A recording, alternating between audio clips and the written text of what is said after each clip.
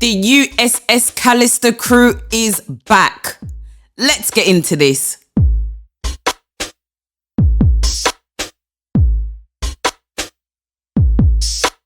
The episode starts with a recap of what happened in the first USS Callister.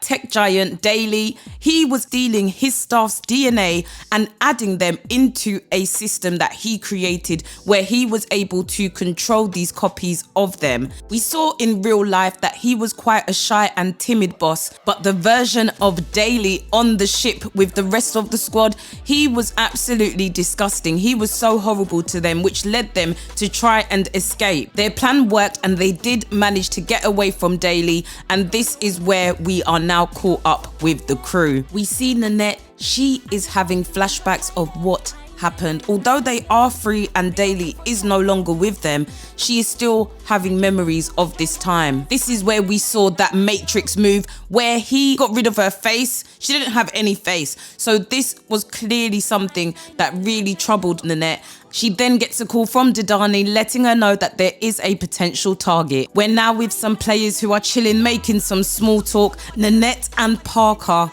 beam in and they are threatening these guys, asking for their credits. Now the guys notice that Nanette and Parker, they don't have any player tags, so they are thinking, who are they?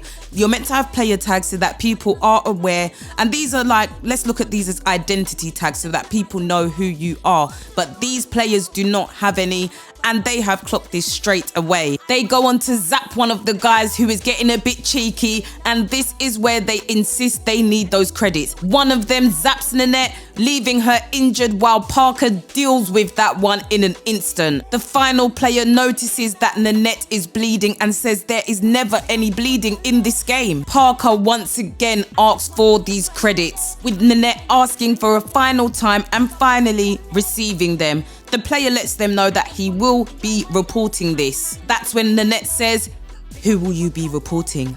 No player tags." Boom! And zaps him out of there.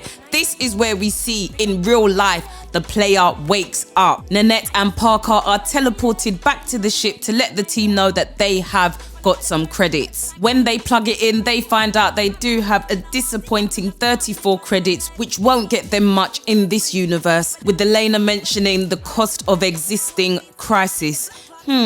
Don't we know it? It's just got a different name in our universe. Nanette tries to encourage the team, letting them know that the credits that they do have will last them for a few days and they will get more somehow, some way. But this is where Parker questions her and says, what is the plan? You can tell that Nanette, she doesn't know what to do because the system has changed. It's in a completely different time to when Daily was in control. Remember, that was on his own system. Now they're in a free universe. They're under attack by anyone and it is very, very risky for them. This is where we find out that Shania was blasted in one of their robbery attempts, and it's unfortunate. This is a sad loss for the team. This has also probably applied even more pressure on Nanette and the team in order for them to try and attain these credits. She even mentioned some stats that it is 30 million players against the 5 of them. How are they going to do this? We are back in the real world with the real Nanette. I think I'm gonna have to start saying clone and real so you get the difference. Now we're with real Nanette. She is back at the office and this is where we see that they have put out a display for Daily. Daily died months ago, but Walton has put this memorial up to make a good impression on a journalist that will be visiting today from the New York Times. Kabir tries to warn Walton about what has been going on recently. There have been a lot of reports from players who have been having their credits stolen from players within the game that do not have tags. Walton, he is clearly not interested, which leads to Kabir leaving a note on his desk saying, "I quit." We see Chris arrive from the New York Times ready for his meeting with Walton. We see Nanette use her skills to hack into the cameras, watch and listen to the interview whilst this is taking place. Chris goes on to mention the issue about these no players and also says that he was reading the comments, saw that one of these players said that they injured one of these no ID'd players, and she bled. Walton, starting to realize that this isn't the interview he expected, starts to question Chris about this. Chris reminds him that he is the one asking the questions. Chris takes out his phone and shows Walton some footage from one of the first responders on the day that Daly passed. This is where he highlights that Daly had the DNA cloner, and this is what he used to make copies of people with their clones being entered into the game. We also find out from Chris that this technology was banned globally due to human rights grounds. Walton denies having any knowledge of what is going on. Back on the ship, Clone Nanette, she has found a target who has a lot of credits. She lets Parker know they'll be getting ready to make that move. Whilst Clone Nanette and Parker are on the mission, we can see that the rest of the squad are getting into the Real Housewives of Atlanta. Back in the real world, Walton is now looking for Kabir. See, when Kabir came to tell you what was going on, you didn't want to hear him. In fact, she was very rude. And now you see that you're in absolute rubbish. You want to look for Kabir. No, Kabir has left. Nanette lets Walton know that she can help with the issue. This man is so desperate. He gives her all the access she could ever need, and she doesn't even get a chance to explain what access she needs. He's like, listen, you've got the access, more work, get going. Nah, this was too funny. Walton, he was giving me too much jokes in this moment. Back to our clones, we can see they are about to approach their target, but they are not aware that there is actually protection around her. They step into a trap. They are blown away, alerting their target. Back on the ship, we could see that after Carl's protest of not having much to do, he was allowed to sit in the captain's chair, but this was a mistake because he starts party. Now, he thought start party meant, disco balls, enjoyment, dancing. No, start party means inviting other players to them. Eleanor tries to alert Nanette and Parker, but she can't get through to them. Remember, they are in their own predicament. We can see that Nanette has been injured once again with that explosion. It is not looking good for them. This player is not going down without a fight, and we can see that when Parker zapped her out of there, she was right back in. Resume game. Another battle ensues, but this time Nanette and Parker get the credits and get that player's weapon. This allows the crew to go to hyperspeed and escape that ship that was attacking them. Hoy, back in the real world, Nanette is going through all of the player complaints. This is where Nanette comes across that player's complaint. She also attached a video. How horrifying must this be to find out that your DNA is in the game? Well, it's not, it's her clone. Yeah, it's her clone. Nanette lets Walton know straight away and explains that she believes that it was Daly. He had the equipment, he had the tools, he had the proximity to them in order to collect their DNA. Nanette goes on to explain some of the events that happened in the first USS Callister, and this is where Walton discovers that Daly even made a copy of his son's DNA, and we know this because he used his son to blackmail Walton in the first USS Callister. Nanette goes on to explain that she traced back the call that she received, which were people blackmailing her in order to get her to get those samples from Daly's home. She traced it back to Daly's computer. Walton asks the question, why would he blackmail? And this is where she lets him know that it wasn't Daly. It was us, as in the clones. They were trying to get that message out to the real Nanette. Walton wants to find the clones in the game. Nanette lets him know that she would need access to Daly's computer and assumes that it's disregarded somewhere, but Walton definitely kept Daly's computer. Back on the ship, tensions are rising with the rest of the team. Carl, he's trying to pitch ideas and even suggests flying back into Daly's computer. Nanette has a eureka moment and the team discuss ways in which they can do this, also create their own infinite universe where they wouldn't need to steal credits because they wouldn't need credit. In order to do this, they would need to travel to the core. This keeps the whole game intact. Now, the only two people that have access to this is Daly, who we know has passed, and Walton.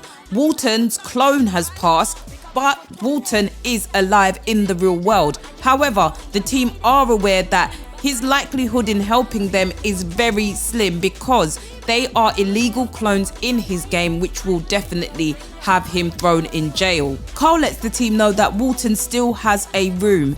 Now the team are surprised because really he is gone, so technically he shouldn't have a room because he isn't there. But he does. The system recognizes that somewhere in this digital universe, Walton still exists. Back in the real world, they have found Daly's computer, and Nanette discovers through the crash logs that there were digital clones of them. Back on the ship, they figure out that a part of Walton must have traveled through the wormhole with them when the ship regenerated and was redesigned, meaning that a new planet was created, and this is likely where Walton's clone is. They use this information to pinpoint the exact time when that happened and realize that a new planet was created at that point, which is where Walton must be. Nanette travels there, and this is where she finds Walton in a caveman-like state. He is alone and has had to start again. Nanette reminds him of who she is, and he is so happy that they have come to find him. Back in the real world, Nanette and Walton are getting ready to enter the game. Walton, he doesn't even know how to play the game himself. Nanette just says to him, just watch what I do, follow what I do. We see her put on the disc and say enter game. This part had me busting up because the way Walton was like, enter game as well. I was like, no, look at this guy. Look at him. Real Walton is amazed to see how realistic Infinity is, and he is quite impressed. Clone Walton and Clone Nanette are talking about Clone Walton's friend Rocky. Nanette discovers that Rocky may be a bit more than a friend to Walton. Real Nanette is surprised by how capable Clone Nanette looks, while real Walton is wondering where his clothes are. Why doesn't he have much clothes on? Clone Nanette fires around as she knows that someone is there. We see the real Nanette come out to introduce herself. Back on the ship, we can see that the squad are catching up on their Real Housewives of Atlanta when they get a message that the team will be teleporting back in, and they've got guests. The rest of the squad are shocked to see duplicates of Nanette and Walton. Real Nanette is shocked to find out that she was the one that led the team. Clone Nanette lets her know, listen, you're doing us a disservice by being so surprised, but yes, you led out the ship. The team explained that when they were on Daly's computer, they only had to deal with one psychopath, which we know was Daly.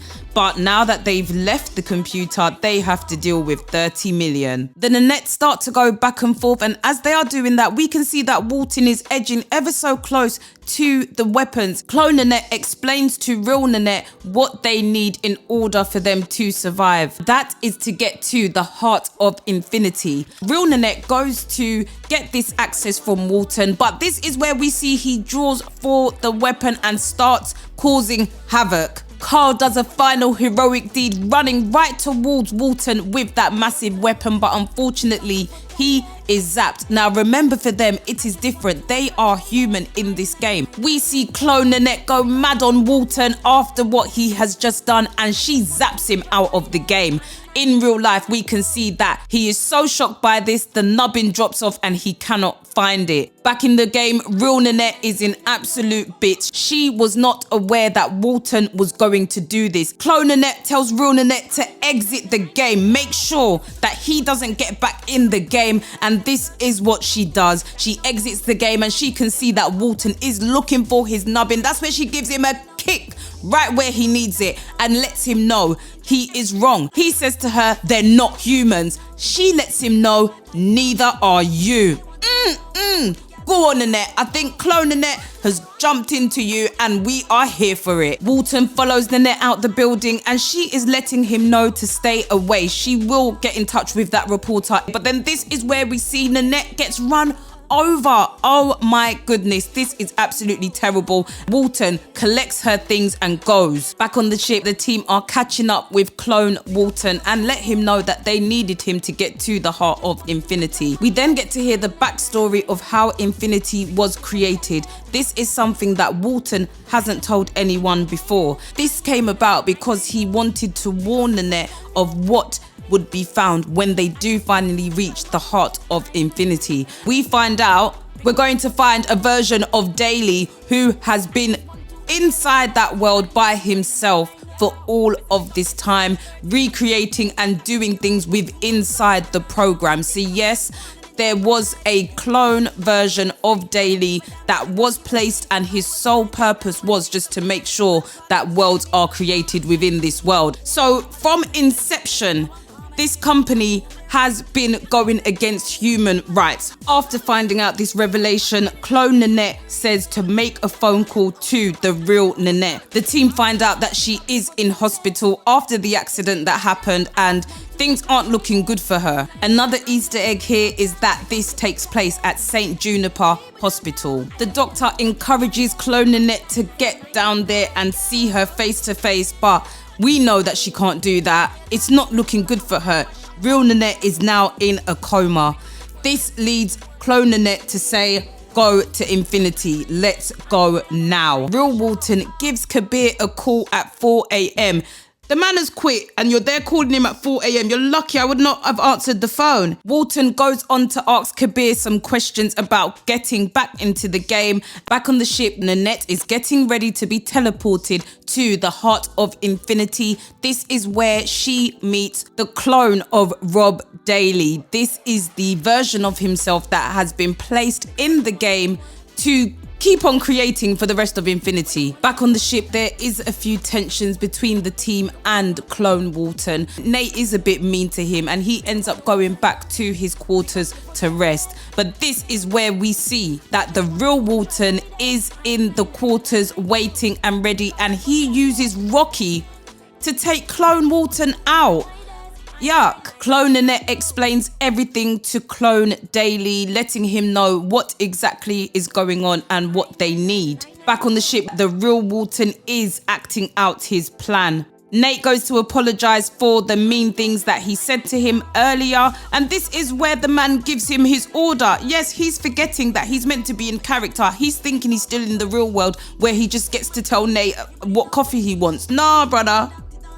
Nate clocks straight away that this is not their Walton. This is the real one, but really we should call him the fake one. You get what I mean. The team can see that he has sent out an invite to all of the previous players that they robbed. Back with Nanette and Daily. Daily is shocked to find out all of the things that he done. He says that it doesn't even sound like him because he is a nice guy. So something must have happened to make him like that. He does say that sometimes he thinks that Walton did exploit him. Daily summarizes Nanette's request and says that he is happy to help. Back with the ship, the poor squad are having to battle all of these people that they previously robbed. We even get cameos here from Nida and Garp, who were in Demon 79. That was a previous Black Mirror episode from season 6. We go back and forth between the team battling on the ship to Nanette having to battle Daily in a way. Daily asks Nanette what hospital the real her is in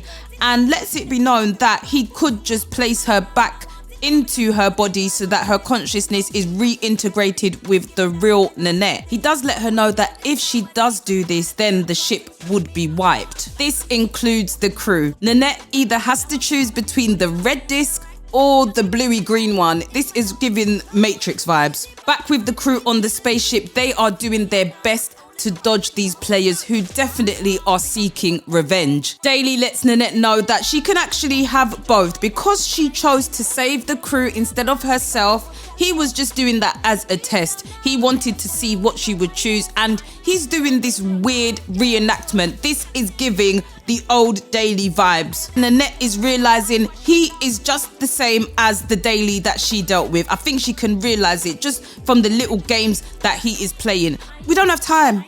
I'm trying to save my crew and you want to play games and do roleplay? No, get it together. At the same time, you do feel it for this Daily because he's been alone for infinity for how many years just by himself. So yeah, this is messed up. It's messed up. Things start to take a turn with Daily where he says that he is going to copy Nanette. Not cut, copy. Let's make it very clear. When you cut, you are taking away, cutting that piece out and placing it elsewhere. There is only one of one. But what Daily wants to do is make a copy and send that so that a copy of Nanette can stay here with him. Absolutely not. He tries to reassure Nanette that he wouldn't be horrible to her, he would treat her well, he wouldn't do any funny stuff, but this is where Nanette lets him know, yes, you would. She knows what he turns out to be. He tries to plead his case again, letting Nanette know he is a nice guy.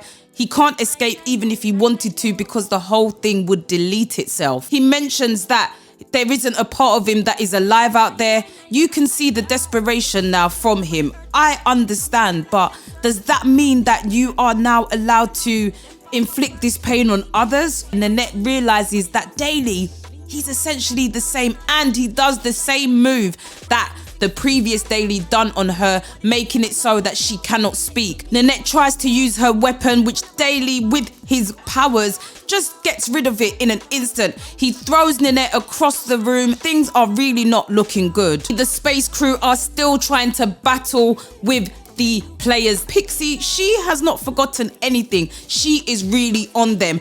They are having a hard time shaking her off. We go back to Nanette and Daily. Daily is letting Nanette know he is not a bad person. He wasn't trying to hurt her. Nanette, she can see an axe, and she throws this at Daily, and yes, hits him in the head. Hits him, I think that's really like, I'm really playing it down. She takes him out. All versions of Daily are officially gone. However, this triggers the kill switch, which means that the whole system will start deleting itself. Nanette is desperately trying to look for the disc. As everything is collapsing, we can see that all of the discs drop. She doesn't know which one is what. We go back to the team and we can see that they are struggling with this Pixie player. She is not having it. We even see real life Walton is cheering her on. The space crew is down to 0% protection. Nanette manages to get a floppy disk into the old school computer, enabling the team to be teleported through a new digital somewhere. The real world Walton is about to celebrate, but just as he is, there is a fatal content error message. Back on the ship, the team are realizing that they are still alive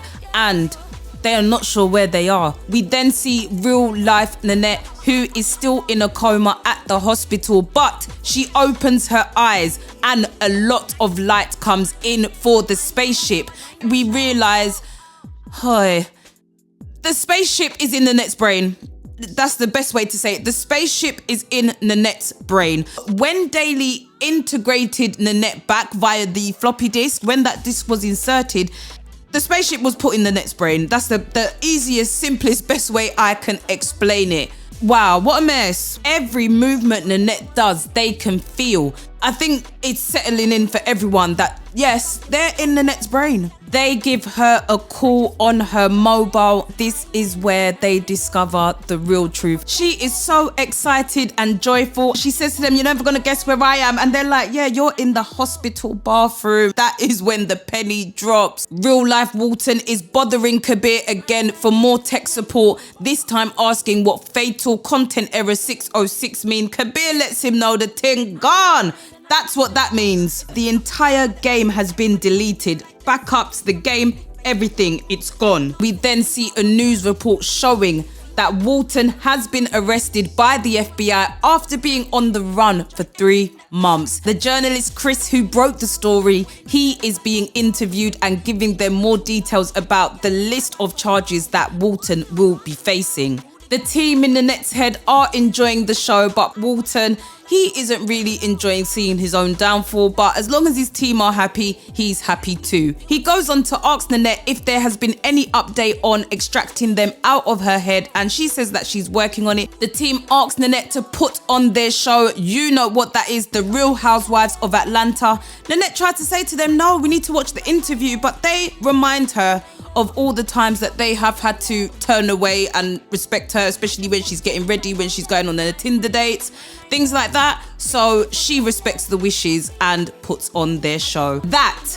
is how the episode ends. What a way to end an amazing season of Black Mirror. I thoroughly enjoyed this episode. It just kept getting better and better and better. This is Black Mirror's first sequel and I loved it. I am going to give this episode 10.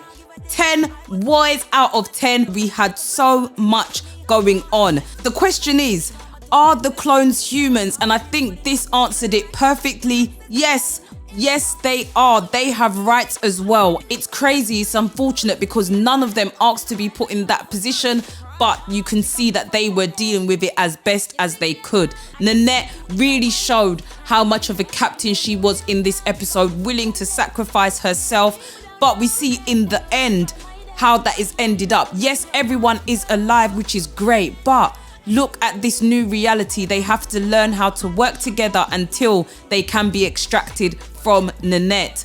Wow, that was an episode and a half. Like I said, I am giving this episode 10 boys out of 10. How many boys out of 10 would you give USS Callister Into Infinity?